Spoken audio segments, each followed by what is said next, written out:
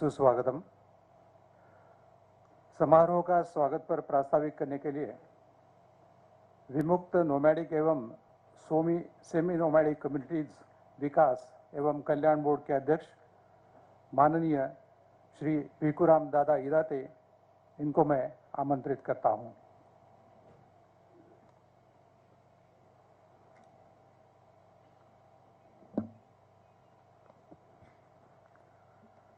महामहिम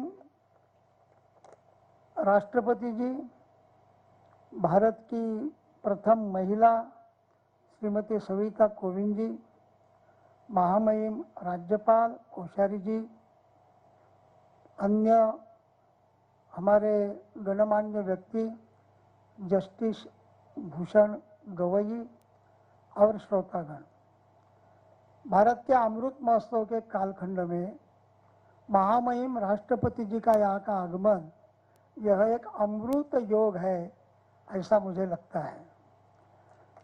बाबा साहब ने जो संविधान लिखा, इसके आधार पर सर्वोच्च पद जो राष्ट्रपति का उन्होंने निर्माण किया, वही माननीय राष्ट्रपति जी बाबा साहब के छोटे गांव में, संविधान निर्माता बाबा साहब के गांव में वो पधार रहे हैं। यह भी एक हमारे लिए एक सुवर्ण योग है। मैं यहाँ 2 फरवरी 1999 में आया था, सूबेदार रामजी सकपाल की पुण्यतिथि पर। भाई गिरकर उस समय समाज कल्याण राज्य मंत्री थे, तो उन्होंने देखा कि केवल 4वीं कक्षा तक यहाँ शिक्षा की व्यवस्था है, तो वो बहुत गंभीरता से उन्होंने बताया ये ठीक नहीं है, और मुझे उन्होंने उल्लेख किया कि दादा आप ज़रा यहाँ ध्यान दीजिए। तो बाद में इमीडिएट उसी वर्ष से हमने 5वीं से 10वीं कक्षा तक यहाँ शिक्षा का प्रबंधन किया। बहुत अच्छा स्कूल हमारा चलता है।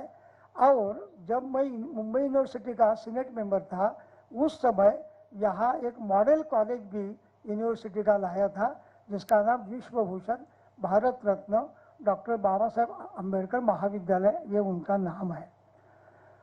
सावित्रीबाई फुले शिक्षण प्रसारक मंडल की ओर से जो स्कूल है, यह हमने शुरू किया। उसका जो मोटो है वह ज्ञान, विज्ञान, स्वावलंबन और चारित्र्य।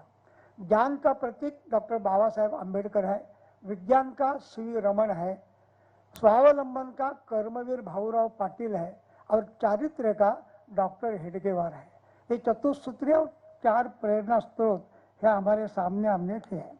बाबा साहब अम्बेडकर जी ने एजुकेट, एजिटेट एंड ऑर्गेनाइज ये त्रिसूत्री 1924 में बहिष्कृत हितकारिणी सभा की निर्माण करने के बाद उन्होंने दिया। तीनों विषय का मेरे ऊपर बहुत गहरा प्रभाव है, इसलिए गत 50 बरस से ये तीनों विषय में मैं काम कर रहा हूँ। और विशेषतः शिक्षा के लिए सर्वोच्च प्राथमिकता हम यहाँ दे रहे हैं। मुंबई पूजनीय बाबा साहेब पर सूबेदार रामजी सकपाल, उनके पिताजी, उनका बहुत बड़ा एक सांस्कृतिक और धार्मिक उनका संस्कार था। वो हर दिन रामायण, महाभारत, पांडव प्रताप, इसके बारे में चर्चा करते थे। शाम को घर में जो अभी वहाँ भवानी माता का एक मंदिर था, वहाँ प्रार्थना करते थे, और यदि कोई आता नहीं तो उनको खाने को भी देते नहीं थे। इतना बहुत प्रभाव बाबा साहब के मन पर था। तो इसलिए उन्होंने अपने जीवन में धम्म को भी बहुत बड़ा स्थान दिया। उन्होंने कहा कि आदमी को पेट होता है, इसलिए उसको खाने की आवश्यकता है, अन्न की आवश्यकता है, वैसा उनको मन होता है तो इसके लिए धम्म की आवश्यकता है। और उनका आखिरी जो किताब है वो भगवान बुद्ध एंड धम्म, हमारे हर एक व्यक्ति ने उसका अभ्यास करना चाहिए, ऐसा मुझे लगता है।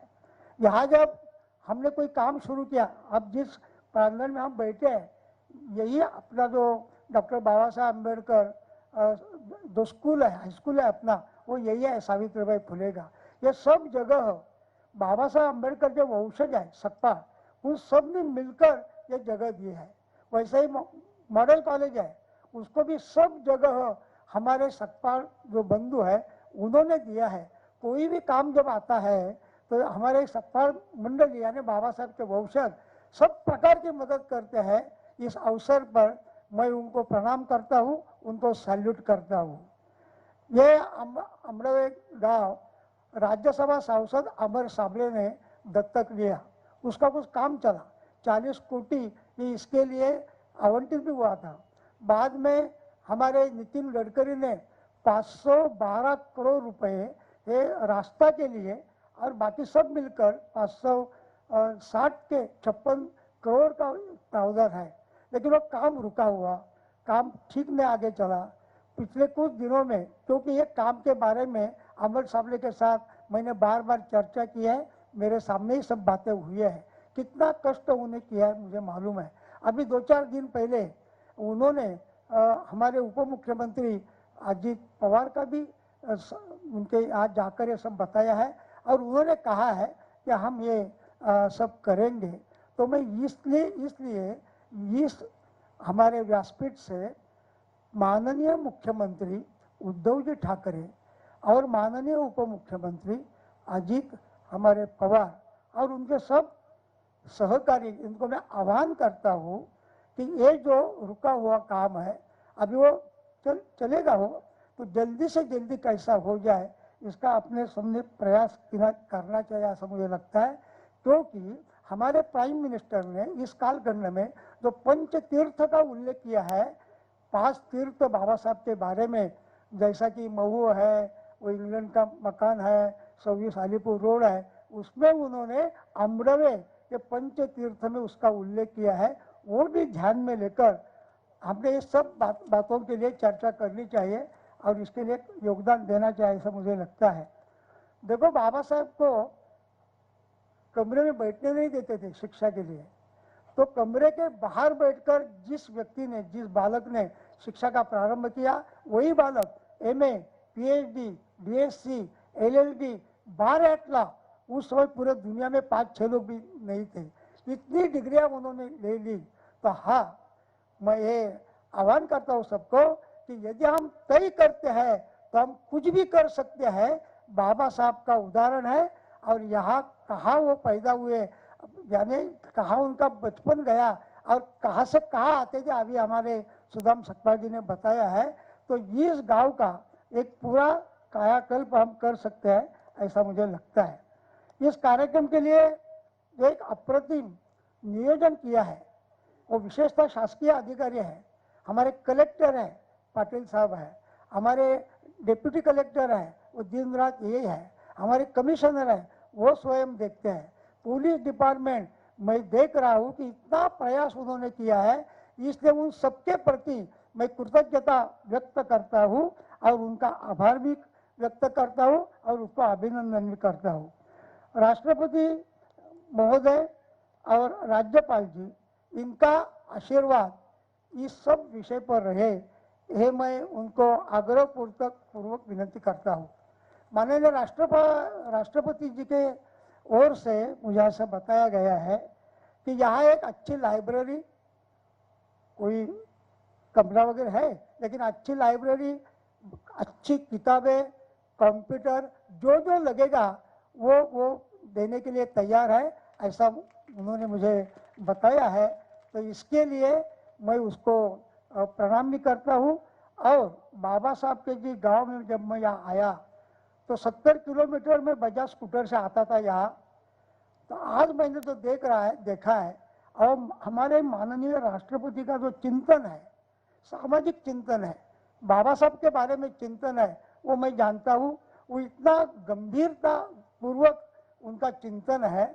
ऐसे महामहिम राष्ट्रपति यहाँ आ गए, इसलिए मैं हमारे पूरे जिले की ओर से, हमारे गांव की ओर से उसको पुनः एक बार प्रणिपात करता हूँ और मेरे वाणी को विराम देता हूँ। धन्यवाद।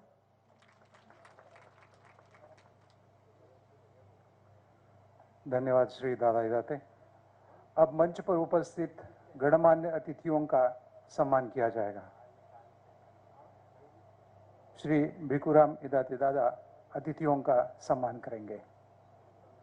सबसे पहले मैं आपको विनती करता हूं कि आप महामहिम राष्ट्रपति श्री रामनाथ जी कोविंद, इनका सम्मान करें।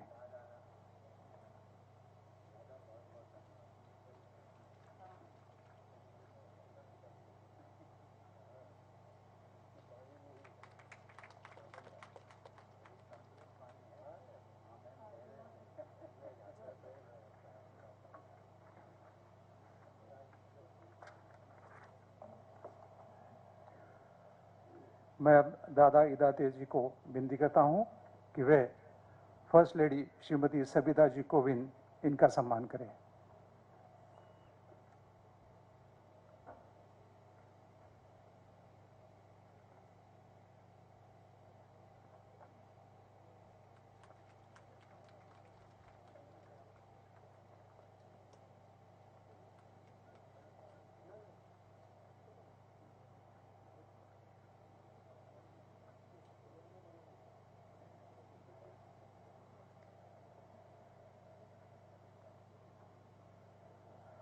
अब मैं श्री दादा हिदायत इनको विनती करता हूं कि वे महाराष्ट्र के माननीय राज्यपाल श्री भगत सिंह कोश्यारी इनका सम्मान करें।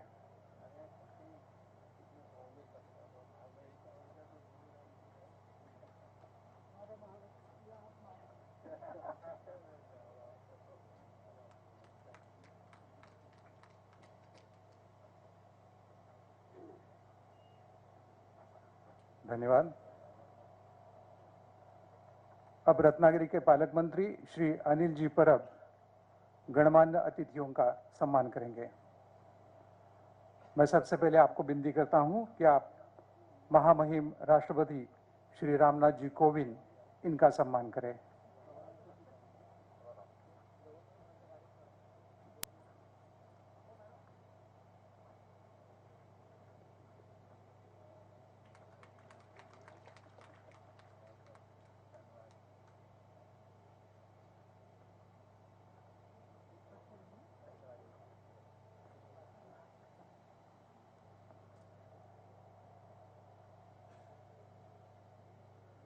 अब मैं श्री अनिल जी परब इनको विनती करता हूं कि वे फर्स्ट लेडी श्रीमती सविता जी कोविंद इनका सम्मान करें।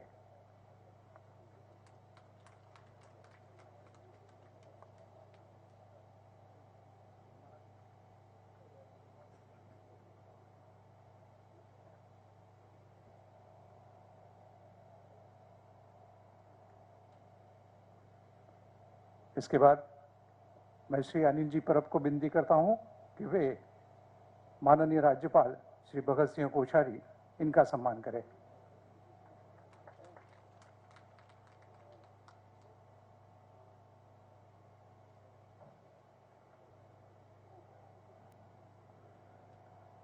सभी गणमान्य अतिथियों का बहुत बहुत धन्यवाद।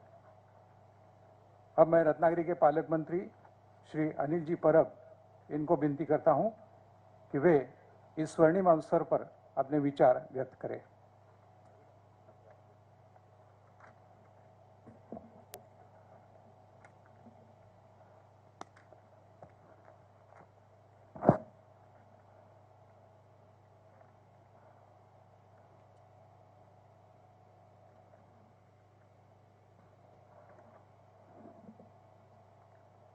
महामानव भारतरत्न डॉक्टर बाबासाहेब आंबेडकर यांच्या पवित्र स्मृतीस अभिवादन करून डॉक्टर बाबासाहेब आंबेडकर यांचे मूळ गाव आंबवडे येथे आज सार्वभौम भारताचे प्रथम नागरिक महामहिम राष्ट्रपती रामनाथ कोविंदजी हे त्यांच्या सुविद्य पत्नी श्रीमती सविता कोविंद यांच्यासह आलेले आहेत।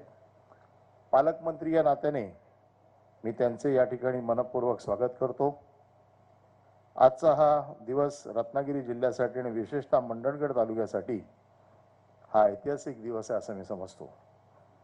त्याचबरोबर व्यासपीठावर उपस्थित असलेले आपल्या राज्याचे राज्यपाल माननीय श्री भगतसिंग कोश्यारी, माननीय सर्वोच्च न्यायालयाचे न्यायमूर्ती BR गवई, राज्यमंत्री संजय बनसोडे, जिल्हा परिषदेचे अध्यक्ष विक्रांत जाधव, राष्ट्रीय भटक्या विमुक्त जाती जमाती आयोगाचे अध्यक्ष दादा इदाते, या लोकसभा मतदारसंघाचे खासदार सुनील तटकरेजी, डॉक्टर बाबासाहेब आंबेडकर यांच्या कुटुंबियातील सर्व सदस्य, तसेच या कार्यक्रमाच्या निमित्ताने येथे उपस्थित असलेले सर्व मान्यवर, प्रशासनातील वरिष्ठ अधिकारी, नागरिक, प्रसार माध्यमाचे प्रतिनिधी यांचं देखील मी स्वागत करतो।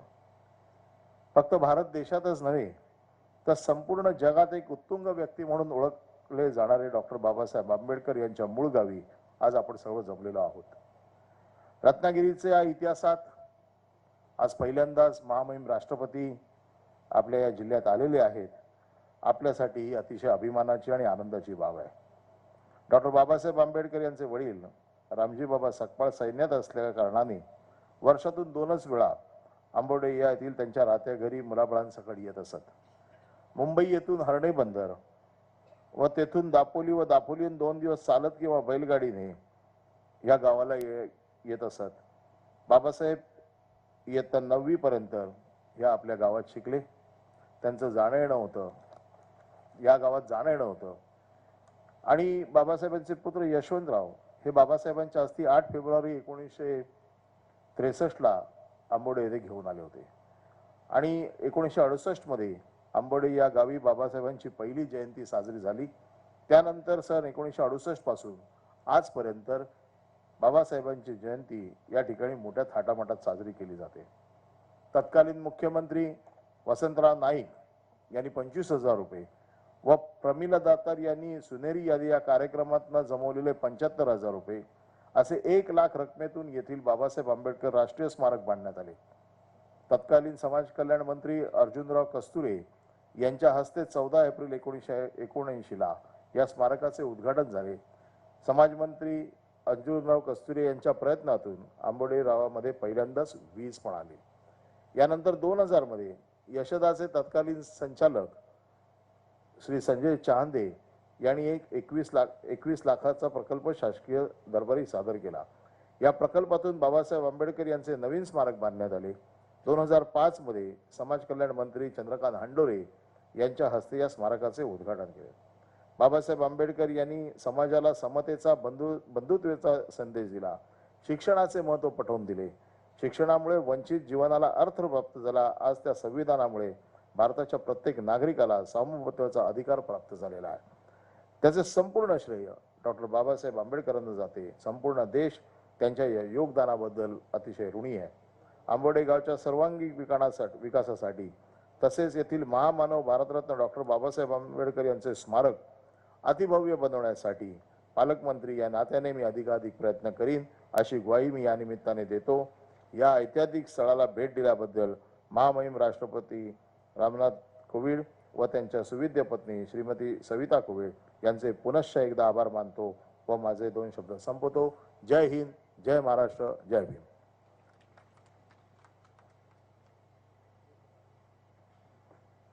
आपका बहुत बहुत धन्यवाद.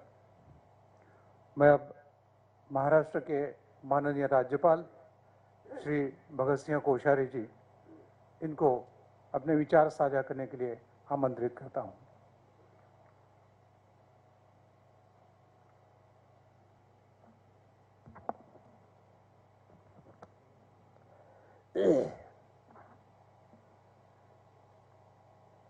देश के इस ऐतिहासिक प्रकृति के गोद में बसे हुए भारत रत्न डॉक्टर भीमराव अंबेडकर जैसे सुपुत्र को जन्म देने वाले आमडवे गांव में आयोजित आज के इस कार्यक्रम में श्रद्धेय राष्ट्रपति जी, आदरणीय प्रथम महिला नागरिक देश की सविता जी, जस्टिस गवई साहब, हमारे पालक मंत्री श्री अंजन परब जी, राज्य मंत्री श्री संजय जी, यहाँ के जिला पंचायत के अध्यक्ष यादव जी, और इस सब कार्यक्रम के पीछे प्रत्यक्ष रूप से जिनके प्रेरणा से, जिनके एक प्रकार से प्रयत्न से मैं ही नहीं, श्रद्धेय राष्ट्रपति जी भी आपके बीच में है। ऐसे आदरणीय भिखूराम जी दाते जी, यहाँ उपस्थित अन्य जनप्रतिनिधिगण, उपस्थित भाइयों और बहनों, ये हमारा सौभाग्य है कि आज हम ऐसी जगह है जो एक प्रकार से ठीक है हमारे बाबा साहब का जन्म मऊ में हुआ होगा, लेकिन उनके पूर्वज इस गांव में थे और इसलिए इस गांव को ही उनका मूल स्थान माना जाएगा। और जो उनका मूल स्थान है, बाबा साहब से संबंधित जिन अभी भिखुराम जी बोल रहे थे, 5 स्थानों को यहाँ से लेकर इंग्लैंड तक प्रधानमंत्री ने पंचतीर्थ के रूप में विकास करने का संकल्प लिया है, उनमें यह भी स्थान है। और निश्चित रूप से अभी तो थोड़ा प्रयास शुरू किया है, ये तो स्टार्टिंग है।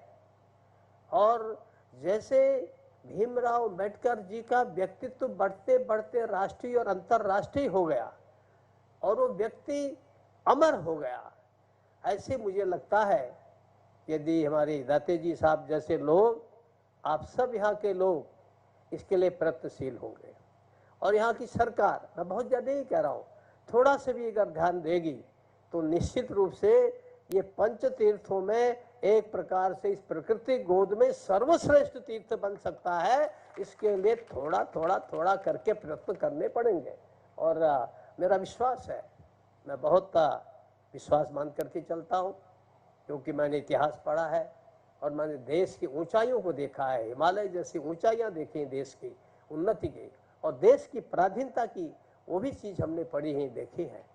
लेकिन ये देश, ऐसा लगता है कि देश फिर से जागता है, फिर से यहाँ कोई गांधी, कोई एडगर, कोई डॉक्टर अंबेडकर, ऐसे लोग पैदा होते हैं तो देश एक नई संजीवनी लेकर के आगे बढ़ता है।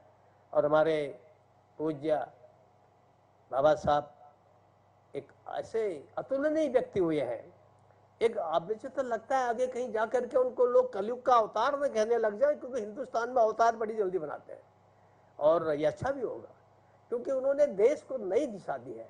तो जिस व्यक्ति ने देश को नई दिशा दी, नया संविधान दिया, और सबसे अधिक मैं तो संविधान नई दिशा से अधिक मैं उनके व्यक्तिगत जीवन को मानता हूँ। कितनी प्रतिभा, मैंने बहुत लोगों को पढ़ा है, मैंने लोगों की ऐसे श्रेष्ठ पुरुषों के विदेश के देश के पढ़ने का मेरी आदत है, पर मुझे बाबा साहब के बारे में जब मैं पढ़ता हूँ तो क्या अद्भुत प्रतिभा, यानी कितने विषयों के वो ज्ञाता थे। ये देख करके ऐसा लगता है क्या इस गांव का एक बालक ऐसा हो सकता है। आज राष्ट्रपति जी के सामने आपसे निवेदन करता हूँ, जितने लोग यहाँ पर हैं, शासकीय, अर्धशासकीय, अन्य लोग, जनता के लोगों, हम एक बार कल्पना करें, भगवान से प्रार्थना करें और कुछ प्रयत्न करना शुरू करें तो इस गांव से नहीं और अनेक गांव से भी भीमराव अंबेडकर पैदा हो सकते हैं। उसके लिए हमें प्रयास करना पड़ेगा और उसके लिए यत्न करना पड़ेगा, सोचना पड़ेगा, और ये गांव आदर्श गांव बने। यहाँ अंबेडकर जी के मूल गांव होने के कारण आखिर इस गांव में पैदा होकर के हमारे राम जी, उनके पूज्य पिताजी, वो सेना में सूबेदार बने। उन्होंने बच्चे को पढ़ाने की कोशिश की, पर मैं लंबा नहीं बोलूँगा, अनेक विपरीत परिस्थितियों में जब मैं पढ़ता हूँ तो कैसे कैसे उन्होंने पढ़ाई की, और पढ़ाई करने के बाद समाज की बुराइयों को दूर करने के लिए उन्होंने क्या प्रयत्न किया, और समाज की बुराइयों को दूर करने के प्रयत्न के बाद समाज को एक साथ लाने का जो उनका प्रयत्न था, और बुद्धम शरणम गच्छामि कह करके जो उन्होंने इस देश के आदिकाल की हमारी चली आई परंपरा को जीवित रखने का जो प्रयास किया है, मैं सोचता हूँ वो प्रयास उनका किसी भगवत प्रयास से कम नहीं है, किसी ईश्वर के प्रयास से कम नहीं है। इसलिए इस गांव को अनेक प्रकार से आगे बढ़ना चाहिए, यहाँ की उन्नति होनी चाहिए, ये मेरी इच्छा है। निश्चित रूप से हमारे राष्ट्रपति जी ने भी इच्छा व्यक्त की है यहाँ कुछ अच्छा हो, और हमारे दाते साहब जी ने बहुत सी बातें बताई हैं। मुझे जरूर लगता है, क्योंकि हमारे प्रदेश सरकार और स्वयं केंद्र सरकार जब इसके लिए चिंतित है तो अवश्य ही हम आगे बढ़ेंगे, क्योंकि किसी भी, लेकिन एक ही चीज़ पहले बोलूँगा ख़त्म करने से, कि हमारे बाबा साहब ने बौद्ध धर्म जब ग्रहण किया तो बौद्ध धर्म का एक मंत्र है, अपो दीपो अपो भवा, अपना दीप स्वयं बनो। और इसलिए अगर हमको आगे बढ़ना है, अब आपके बीच में हमारे राष्ट्रपति जी, जस्टिस साहब हैं, और कितने लोग हैं, कहाँ कहाँ हमारे लोग हैं, कुछ सबको हम कैसे आगे बढ़ें, उसके लिए हमको सबको अपने आप प्रयत्न करने पड़ेंगे, सबको अपने आप बढ़ने का कोशिश करना पड़ेगा, अपने जीवन को सुधारना पड़ेगा। उस दिशा में आप लोग प्रयत्न करेंगे और ये गांव अच्छा गांव बने। और यहाँ निश्चित रूप से बाबा साहब के अनुरूप यहाँ पर अपना उनका समिति मंदिर हो, यहाँ के विद्या के हो, यहाँ के पढ़ाई का इंतजाम हो। इस तरह से जो भी संभव होगा हम अपनी सरकार से, माननीय मंत्रीगण यहाँ पर हैं, मिलजुल करके कोशिश करेंगे कि आज जब हमारे पूज्य राष्ट्रपति जी यहाँ पर हैं, आए हैं, तो हम इसको नया स्वरूप देने का प्रयास करेंगे। मैं आप सब लोग राष्ट्रपति जी का बहुत आभारी हूँ तो यहाँ पर आए और इस स्थान को एक नया महत्व प्रदान उन्होंने करने का कोशिश की है। मैं उनके प्रति अपनी ओर से और अपने शासन की ओर से आभार व्यक्त करता हूँ।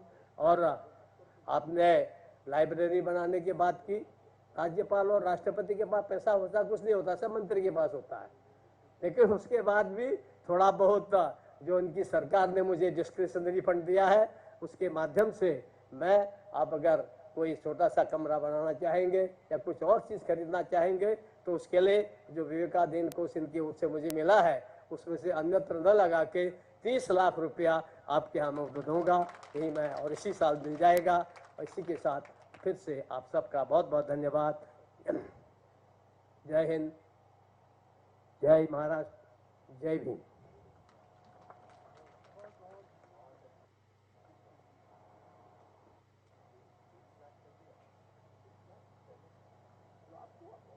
धन्यवाद आदरणीय राज्यपाल महोदय।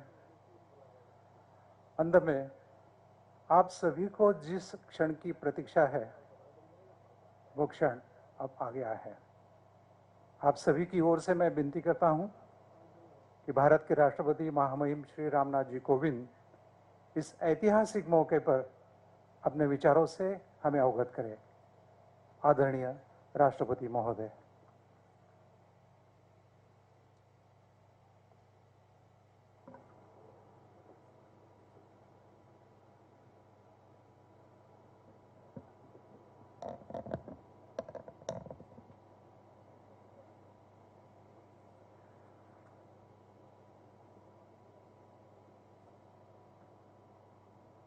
इस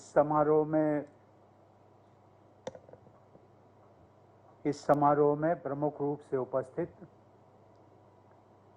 महाराष्ट्र के राज्यपाल श्री भगत सिंह कोश्यारी जी। मेरी आवाज आप तक पहुंच रही? नहीं, कुछ है गड़बड़ है भाई।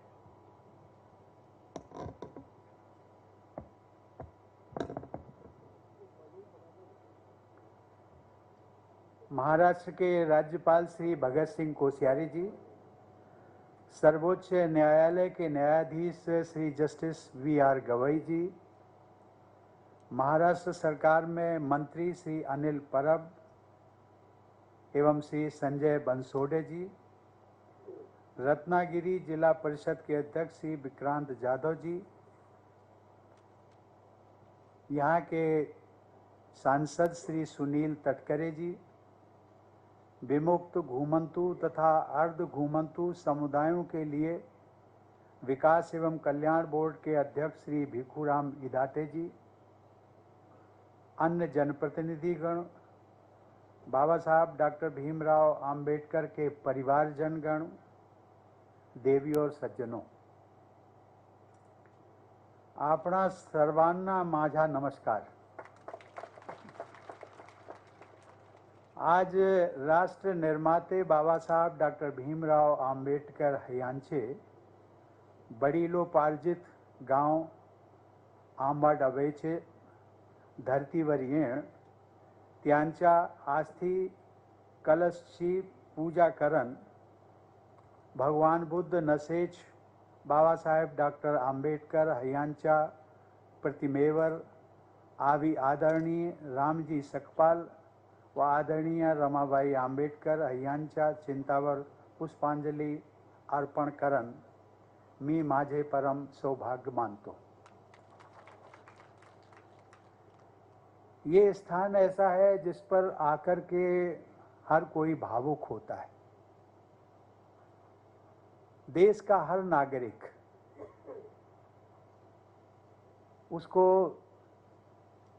एक ऐसा संविधान मिला जिसमें कि हर नागरिक के अधिकारों की चिंता की है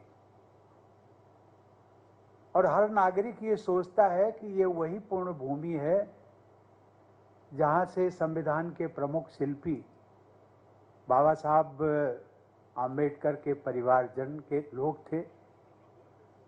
और कभी कभी मैं सोचता हूँ रत्नागिरी की जब बात आती है, रत्नागिरी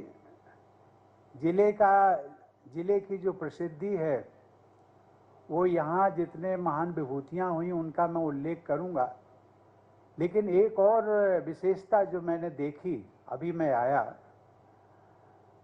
प्राकृतिक सौंदर्य से भरपूर,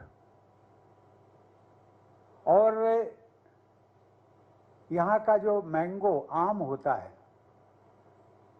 जिसको अंग्रेजी में अल्फांसो कहते हैं और हिंदी में शायद हापूस कहते हैं, उस आम की मिठास वो केवल भारत तक सीमित नहीं है, बल्कि विश्व के अनेकों कंट्री में उनको ये जब पता चलता है कि ये मैंगो है कहाँ का, कौन से जिले का है, इंडिया का है, बात समझ में आती है, लेकिन इंडिया में भी किस जगह का है, तो ये कहा जाता है रत्नागिरी जिले का।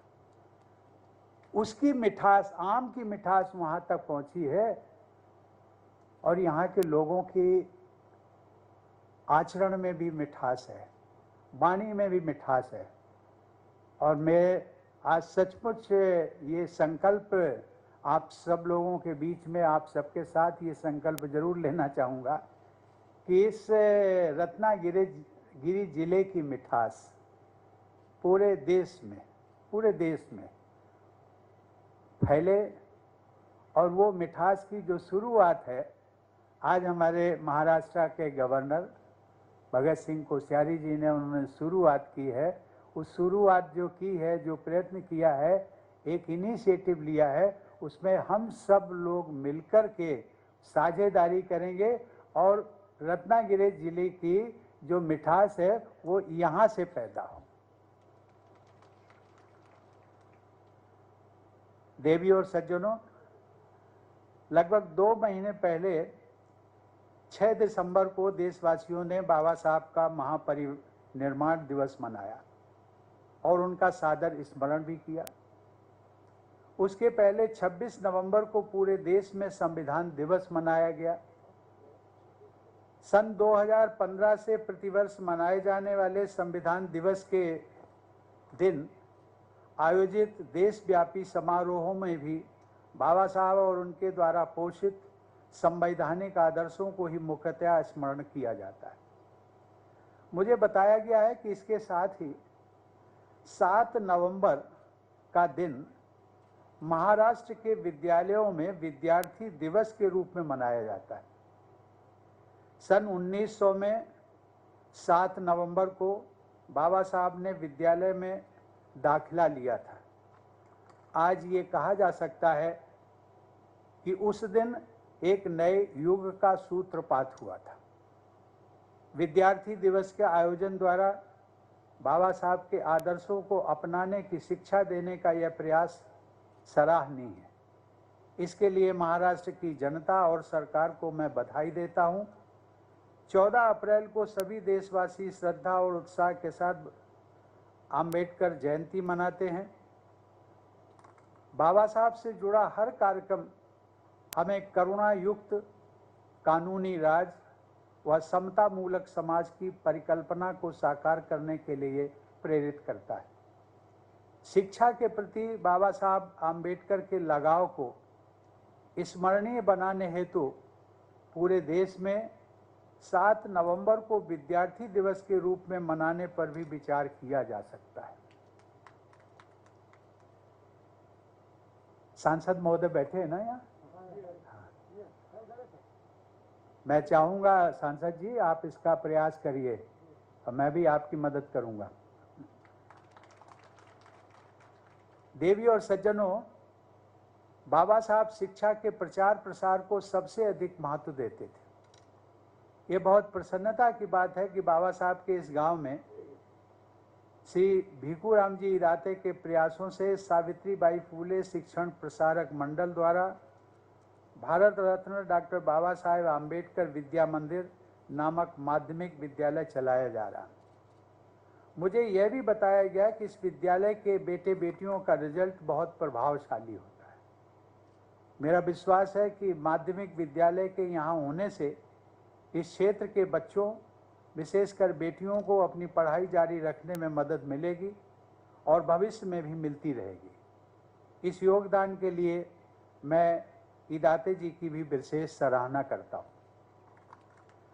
आज के समारोह में भाग लेकर परम आदरणीय बाबा साहब के प्रति श्रद्धा व्यक्त करने का सौभाग्य तो मुझे मिला ही, साथ ही भारतीय महिलाओं की शिक्षा तथा सशक्तिकरण के संघर्ष का आरंभ करने वाली सावित्रीबाई फूले तथा देश में सामाजिक नवजागरण के अग्रदूत महात्मा फूले का पूर्ण स्मरण करने का भी सुअवसर मिला है।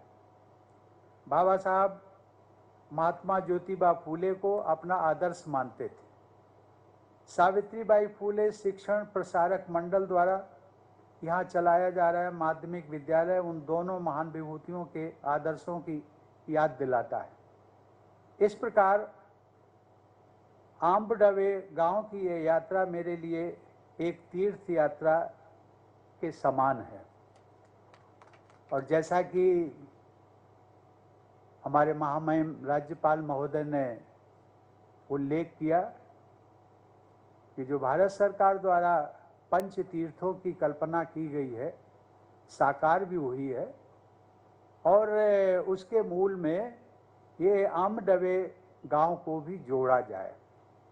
ये बहुत अच्छी परिकल्पना है और इसके लिए भी सांसद जी मैं आपसे ही अनुरोध करूंगा कि आप इसका प्रयास करिए, मैं आपकी मदद करूंगा।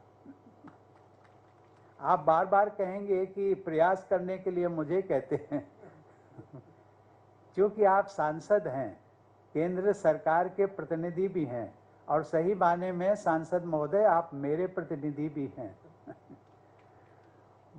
देवी और सज्जनों, बाबा साहब की जीवन यात्रा से जुड़े 5 महत्वपूर्ण स्थलों को पंचतीर्थ का नाम दिया गया।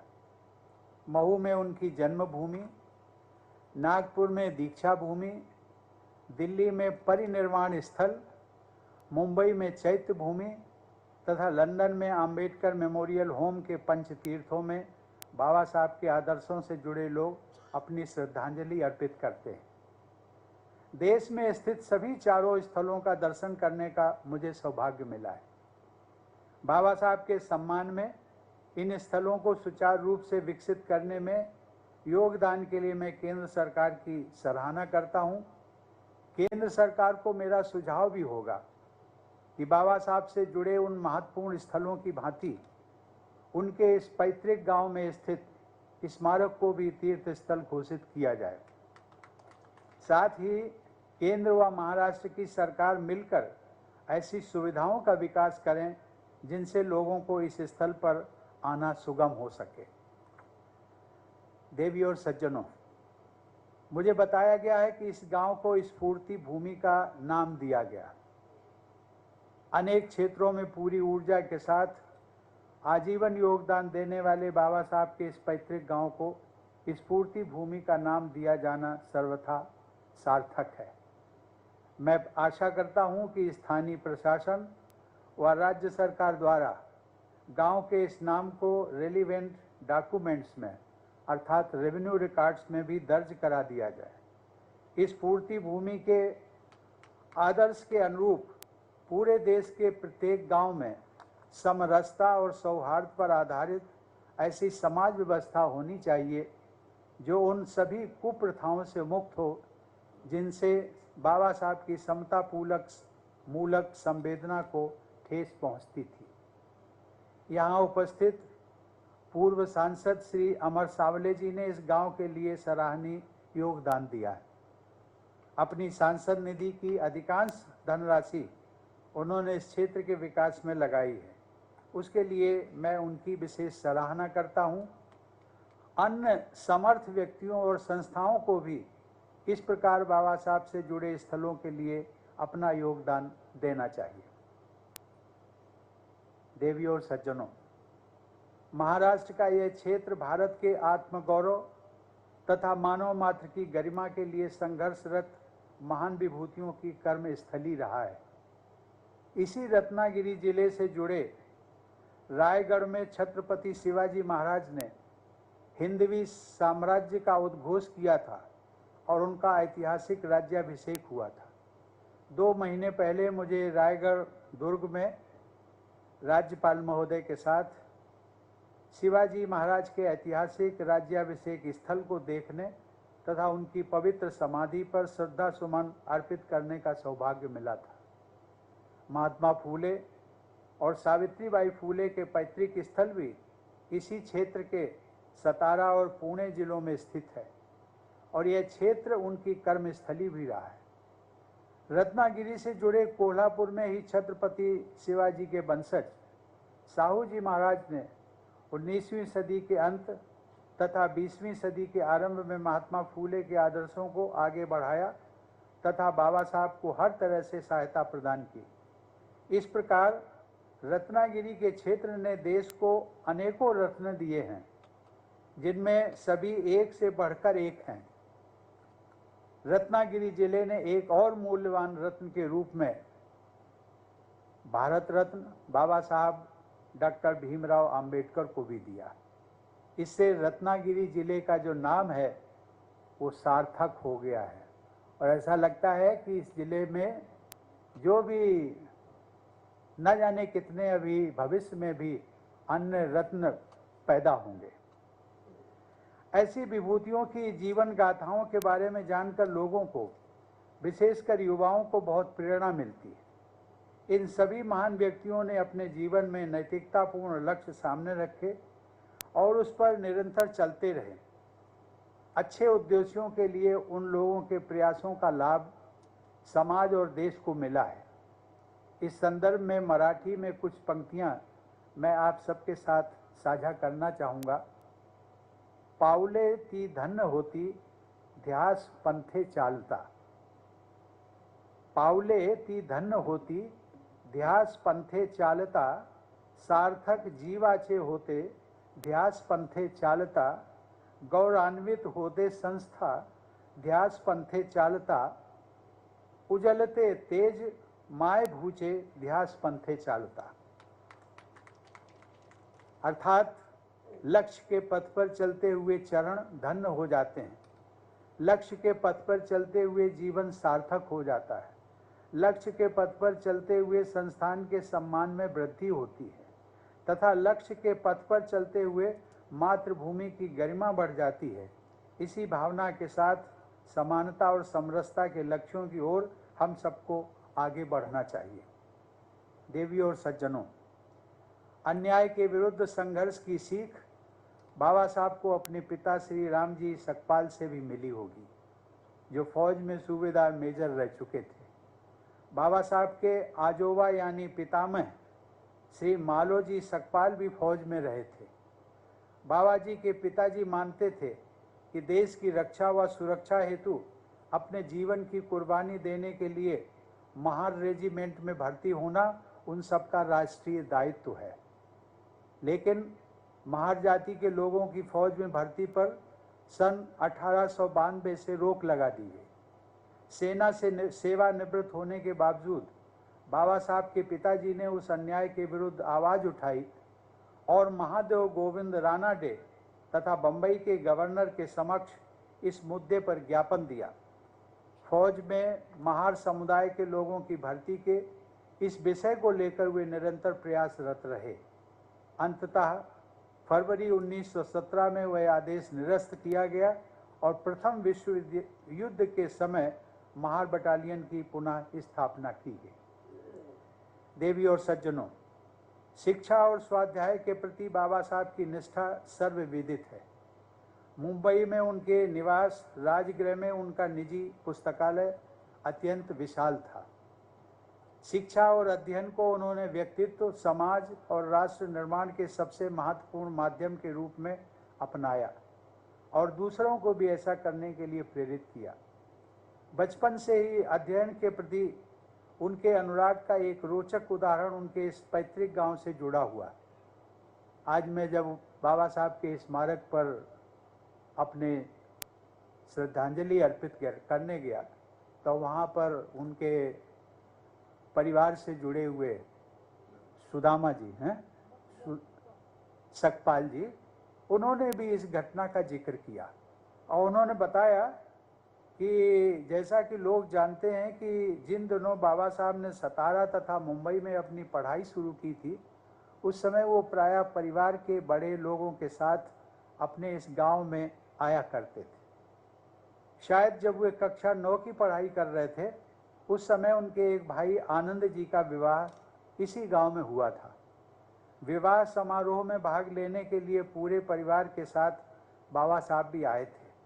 विवाह संपन्न होने के बाद जब सभी को मुंबई वापस लौटना था, उस समय ये पाया गया कि बाबा साहब, जिन्हें भिवा के नाम से भी पुकारा जाता था, वहाँ नहीं थे।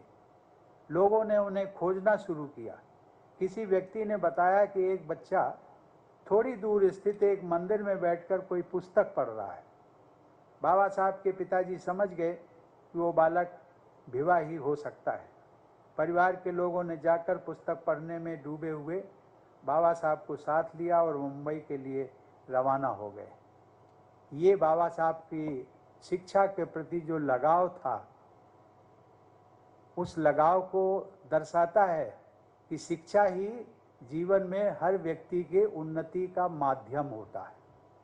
और इसीलिए उन्होंने जो मूल मंत्र दिया था, एजुकेट, शिक्षित बनो, उसके बाद एजिटेट,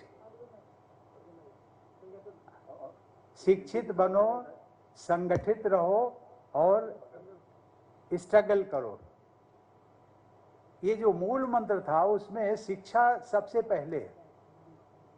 आज शिक्षा की बहुत ज़रूरत है, हम सब के लिए ज़रूरत है शिक्षा। मैं कभी कभी कहता हूँ, जब आम लोगों से भी मिलता हूँ, तो मैं कहता हूँ कि किसी को 3 समय का भोजन यदि आपके घर में बनता है, तो 2 समय का भोजन कर लेना, लेकिन अपने बेटे बेटियों को शिक्षा के बारे में उनका जो अवसर मिला है, वो अवसर उनको मत गंवाने देना। देवियों और सज्जनों, कोविड की महामारी के संकट के दौरान ही इस क्षेत्र के लोगों को जून 2020 में निसर्ग साइक्लोन की आपदा का सामना भी करना पड़ा। मुझे ये जानकर प्रसन्नता हुई कि Dalit Indian Chamber of Commerce and Industry यानी डिक्की द्वारा निसर्ग साइक्लोन के बाद यहाँ के सभी परिवारों के लिए राहत के कार्य करने के साथ साथ इस गांव को आत्मनिर्भर बनाने की भी पहल की गई। इस प्रयास में डिक्की के साथ खादी ग्रामोद्योग निगम, डॉक्टर बाबा साहब आम्बेडकर टेक्निकल यूनिवर्सिटी तथा बैंक ऑफ बड़ौदा की भागीदारी भी है। मुझे बताया गया है कि कोविड महामारी के कारण इस प्रकल्प को कार्य रूप देने में कुछ रुकावट आई है, लेकिन मुझे विश्वास है कि इस गांव में छोटे उद्यमों को बढ़ावा देकर लोगों को आत्मनिर्भर बनाने का यह सामूहिक प्रयास परिवर्तनकारी सिद्ध होगा तथा यहाँ के लोगों के जीवन में अच्छा बदलाव आएगा। इस गांव तथा क्षेत्र के लोग प्रगति और समरसता का आदर्श प्रस्तुत करेंगे। मैं चाहूँगा कि इसी प्रकार भारत के अन्य ग्रामीण अंचलों में भी विकास और आत्मनिर्भरता का प्रयास हो।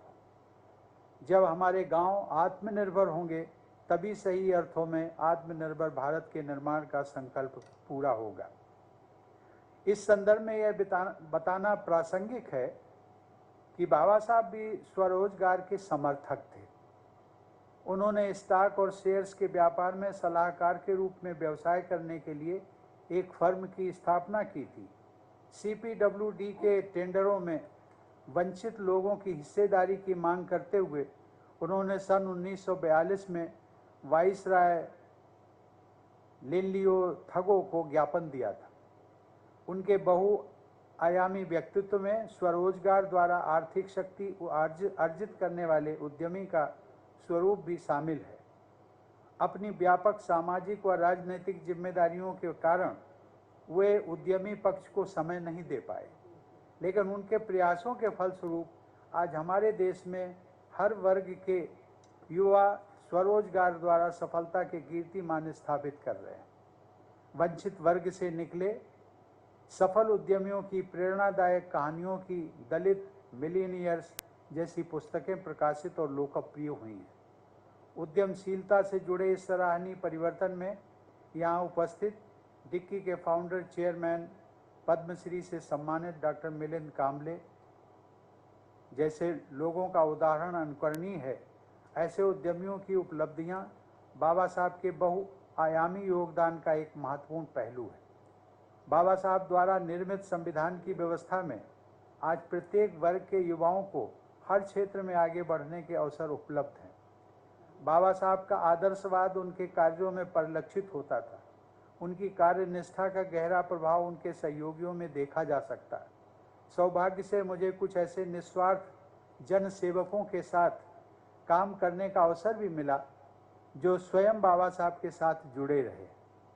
यहाँ उपस्थित सुप्रीम कोर्ट के जज जस्टिस भूषण रामकृष्ण गवई के पिता श्री रामकृष्ण सूर्यभान गवई, जो पूर्व में राज्यपाल और संसद में मेरे सहयोगी भी थे, उन लोगों में थे जिन्होंने बाबा साहब के साथ संघर्ष किया और उसके बाद उनके पदचिन्हों पर चलते हुए समाज की सेवा की।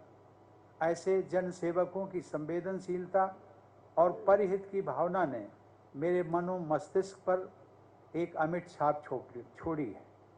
बाबा साहब के इस स्मारक पर आकर मेरा यह संकल्प और भी दृढ़ होता है कि हम सभी को राष्ट्र के विकास हेतु अपना सर्वस्व न्यौछावर करना होगा। यही बाबा साहब के प्रति सच्ची श्रद्धांजलि होगी।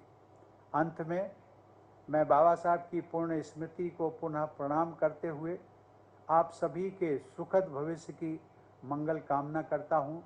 धन्यवाद। जय हिंद।